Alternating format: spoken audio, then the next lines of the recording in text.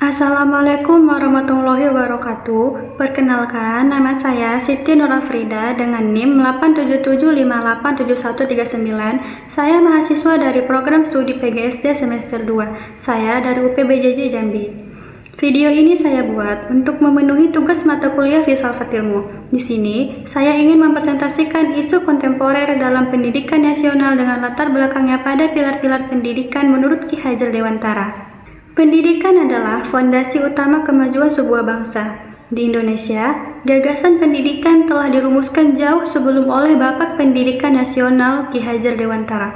Pemikirannya tidak hanya berlaku di zamannya, tetapi justru menjadi jawaban atas tantangan pendidikan nasional hingga hari ini, termasuk di tengah derasnya arus teknologi dan era digital. Dalam presentasi singkat ini, saya akan menguraikan makna pilar pendidikan, prinsip ing ngarso sung tulodo, ing madya mangun karso, tuturi handayani, serta bagaimana nilai-nilai ini tetap relevan dan dibutuhkan untuk menyelesaikan masalah pendidikan kita saat ini.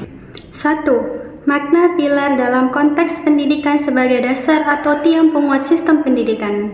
Apa makna dari kata pilar dalam konteks pendidikan? Pilar diartikan sebagai dasar kokoh, tiang penyangga, atau fondasi utama yang menopang dirinya sebuah sistem. Jika sebuah bangunan membutuhkan tiang yang kuat agar tidak roboh terkena angin dan gempa, maka sistem pendidikan nasional juga memerlukan pilar yang teguh agar arah, tujuan, dan karakter bangsa tidak luntur meski zaman terus berganti. Pilar pendidikan bukan sekedar aturan tertulis, melainkan nilai hidup yang dijadikan landasan agar pendidikan mampu membentuk manusia yang cerdas sekaligus berbudi pekerti luhur. Tanpa pilar yang jelas, pendidikan hanya akan menjadi proses transfer ilmu yang hampa, yang menghasilkan orang pintar tetapi tidak memiliki jati diri bangsa.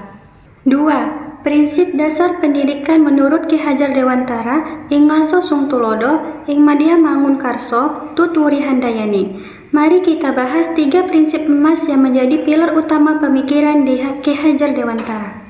Pertama, ing ngarso sung tulodo, artinya di depan menjadi teladan. Siapapun yang memegang peran pendidik, guru, orang tua, pemimpin wajib memberikan contoh nyata yang baik. Kata-kata indah tidak akan mempan jika perilaku kesehariannya bertentangan dengan apa yang diajarkan. Anak dan peserta didik belajar paling banyak bukan dari buku, melainkan dari apa yang mereka lihat langsung dari orang-orang di sekitarnya.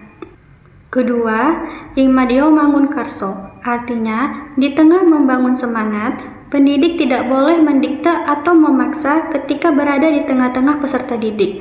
Tugasnya adalah menumbuhkan gairah belajar, menguatkan keinginan untuk berkarya, dan membangkitkan kemauan untuk maju. Pendidikan harus menciptakan suasana yang menyenangkan dan memotivasi, bukan suasana yang menakutkan dan menekan. Ketiga, tutwuri handayani, artinya di belakang memberi dorongan. Ini adalah inti kebebasan dalam belajar.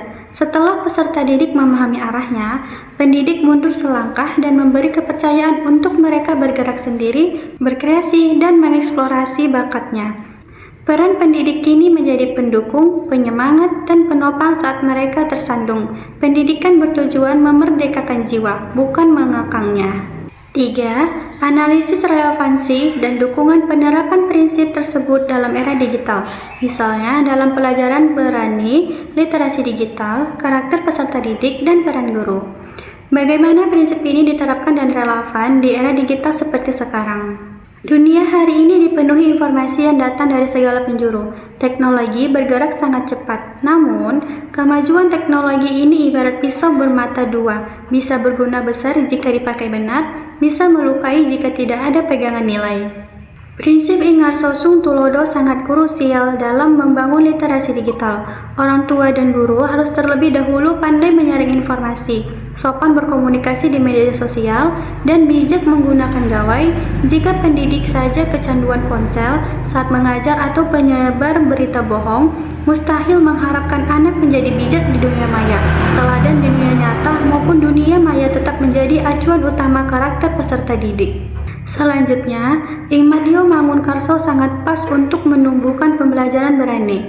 Di era digital, anak dituntut kreatif, berani berinovasi, dan berani berpendapat. Guru tidak lagi menjadi satu-satunya sumber ilmu di tengah peserta didik. Pendidik bertugas menyalakan api semangat. Cobalah, cari tahu, buatlah sesuatu yang baru.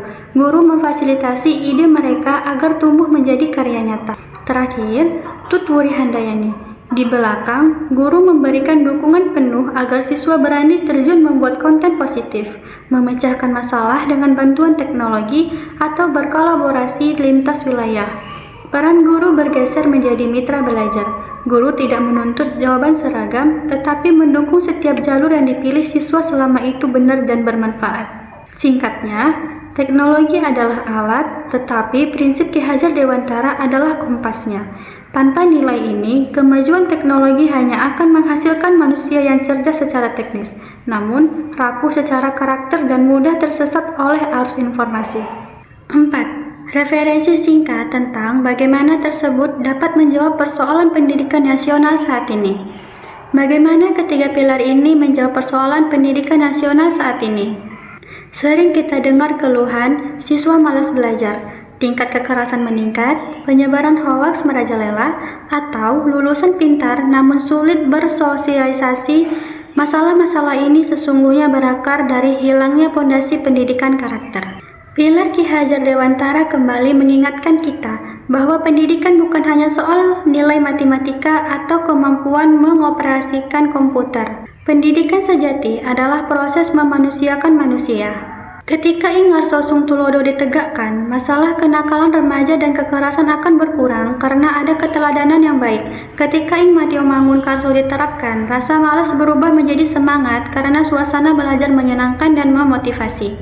Dan saat Tut Wuri Handayani berjalan, kreativitas bangsa mekar karena setiap anak didukung untuk mengembangkan bakat aslinya, bukan dipaksa masuk ke cetakan yang sama. Jadi, solusi untuk memajukan pendidikan Indonesia tidak perlu mencari rumus baru yang rumit.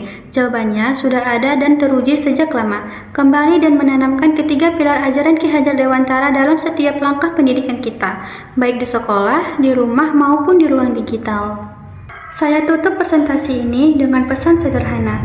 Zaman boleh berubah dari tulisan tangan menjadi tulisan di layar, dari papan tulis menjadi layar sentuh, namun tujuan pendidikan tetap sama, membentuk manusia merdeka yang berilmu, berkarakter, dan bermanfaat bagi sesama. Ajaran Ki Hajar Dewantara adalah akar yang harus selalu kita pelihara agar pohon pendidikan Indonesia terus tumbuh tinggi dan berbuah manis. Sekian presentasi dari saya. Terima kasih atas perhatiannya. Wassalamualaikum warahmatullahi wabarakatuh.